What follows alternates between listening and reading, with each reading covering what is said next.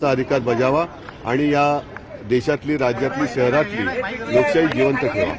त्याचबरोबर आणखी एका गोष्टीचं मला वैषम्य वाटते की सकाळपासून मला वेगवेगळ्या ठिकाणातून मुंबईतून आणि इतर शहरातून पण फोन येत आहेत। निवडणूक याद्यांचा गोंधळ आहेच, नावं वगळली जात आहेत, इथली तिथे जात आहेत, गोंधळ काय संपत नाहीये।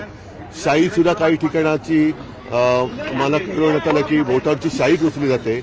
मला असं वाटतं निवडणूक आयुक्त हे पगार कसला घेतात ह्याचाही आता खुलासा झाला पाहिजे आणि निवडणूक आयुक्तांवरती एक बंधन पाहिजे की 365 दिवस आता यात 4 वर्ष म्हणजे एकूण पाहिलं तर महापालिका निवडणुका मुंबईची महापालिका निवडणुकी 9 वर्षांनी होते।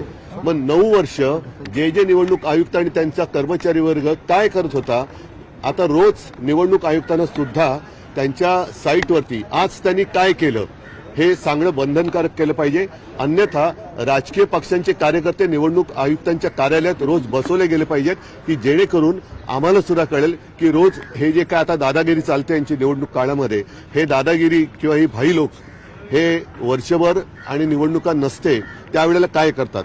हा निवडणुकीचा किंवा याद्यांचा गोळ हा ताबडतोब थांबवला गेला पाहिजे, नाहीतर निवडणूक आयुक्तांवरती कारवाई झाली पाहिजे।